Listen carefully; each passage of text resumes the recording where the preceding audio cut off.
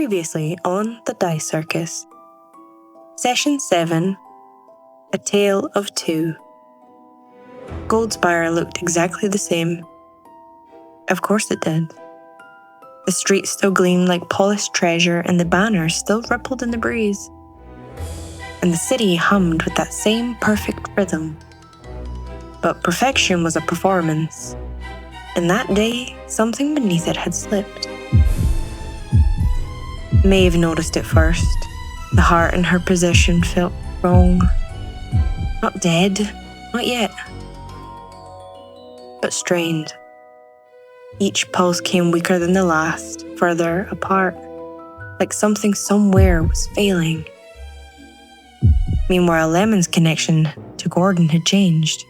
It hadn't vanished, but it had thinned, stretched to its limit like a thread on the verge of snapping. And Elwyn? Elwyn had seen something else entirely, in his own little bubble. He saw a vision, a reflection, not just of his own, but for a fleeting moment, he felt like he stood somewhere else. He was inside the Golden Bureau, but not as it was or as it had been, but perhaps as it would be. In the vision, he saw figures moving around him, robed, powerful, and watching. And Elwyn was being summoned. He wasn't an outsider here. He belonged. And before Elwyn could choose what to do, the choice had already been made. He began to walk up the staircase towards the Golden Bureau. In a blinding flash, Maeve and Lemon had been left blinking against this light. And Elwyn was gone. And all that remained was a small golden coin. Etched into the back of it read, "Save Gordon, get the girl. I'll see you soon. I have to take care of something." Ominous. Meanwhile, Goldspire had continued around them, unchanged and unbothered, and yet it had never felt more hollow. Lemon's connection hadn't returned all at once. It had crept back in, a pressure building behind her eyes and a blur at the edge of her vision. And then, it caught. She saw him. Gordon had still been running. No direction, no plan, only fear. "Lemon?" He stumbled, slipped. He caught himself. He kept moving, because whatever followed him was worse than falling. "I think they're..." And Lemon was thrown back into herself. Each time the connection returned, it only weakened, shorter and more fractured. He'd not just been running. He'd been taken, underground, deeper into the belly of Goldspire. Maeve and Lemon moved without hesitation, because standing still had not been an option, because doing nothing felt worse. And as they made their way through the market, they took a left. And as they did, Goldspire, as they knew it, changed. Not suddenly, but undeniably. The marble had given way to rough stone, and the gold had disappeared into shadows. The air had grown colder and heavier. Doors had appeared where none should have been. Then they found it, the way down. A hole in the ground, hidden, broken, and forgotten. And the moment they stepped below the city, Goldspire vanished. The warmth, the sound, the life, all gone. And only cold remained. And the echo of chains. And then Lemon was taken again. This time completely. No warning, no resistance. Her vision didn't belong to her, but Gordon. He was no longer running. He was being dragged. Two figures had held him. Calm, controlled, but unyielding. The Golden Bureau fought them with everything he had in him, desperate, panicked, failing. "No, get off of me! Lemon!" This time he's seen her. truly seen her. They said I have to go back. They said I belong to them. Gordon, your father is coming home. You know the rules, no outside attachments, and you have to come home, said one of the guards.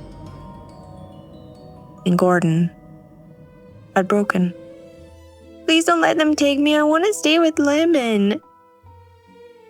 A large door had opened before them, with arcane sigils glowing.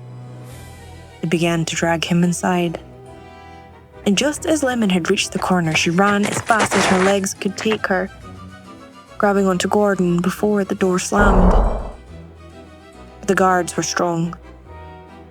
She even tried a mage hand to the bum, but it failed. She recognized one of the brutes. It was Orla Skis from the tavern. You could see that Orla didn't want to do this. But Lemon could see that she had no choice. It was a command to take Gordon, or fear the wrath of his father. And that wasn't a choice she wanted to make. The door had closed. The last thing Lemon had seen was Gordon's hand reaching out, not to the guards, not to freedom, but to her. I know you'll come get me, Lemon. The silence hadn't lasted very long. Something moved behind them. That sound again. Chain, heavy and deliberate. And when they followed the sound, they found her. Jolene had hung against the wall, bound in chains etched with magic, not just restraining her, but containing her. Her body had been broken in careful, deliberate ways, wounds layered upon wounds, not random, not careless, but ongoing. And at her feet, weapons. Dozens of them.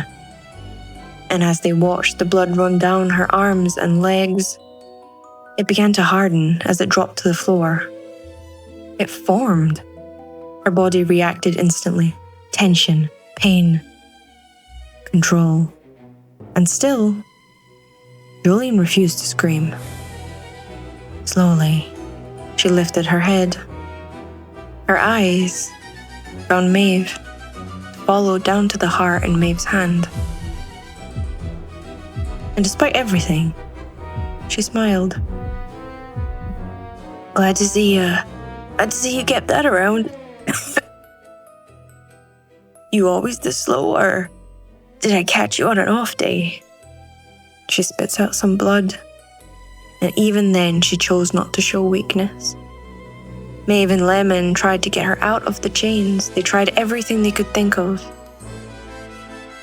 but to no avail. Little did they know that Jolene had the answer all along. Well, actually Maeve did. Maeve was given a choice. 3 choices to be exact. Leave Jolene where she is and let her continue making weapons for the Bureau. Or hold Jolene's heart in her hand and crush it before her eyes, putting an end to this misery. Or, the one that Jolene really didn't want her to choose, was to ask her to stop. Just a simple stop. That's exactly what Maeve picked. Stop. The moment it happened, everything changed. The weapons stopped forming, the blood had stilled, and the chains loosened. And Jolene had fallen to the ground. The connection wasn't gentle, it wasn't chosen, but it was forced. Jolene lay on the floor, but managed to pull herself up using Maeve's sword. Holding on to it, she looked into Maeve's eyes, and she bowed. I belong to you now. Maeve lifted her, trying to steady her. Jolene, still very weak from her wounds, they pressed their foreheads together. At least we're in it together. And for a moment, they were close. Almost too close. A moment hanging in the air on the edge of something more. And just like that, whatever that moment might have been, gone. Lost to poor timing and unfortunately a very loud sword. As Lemon took the weapons. Jolene smiled. But reality quickly returned. Gordon, taken into the bureau. They all looked at each other. The heart was beating again. Jolene, belonging to someone, she had given up true power over herself to someone else. She wasn't free, and she never will be. And now there was no time left to waste. They had to get Gordon back.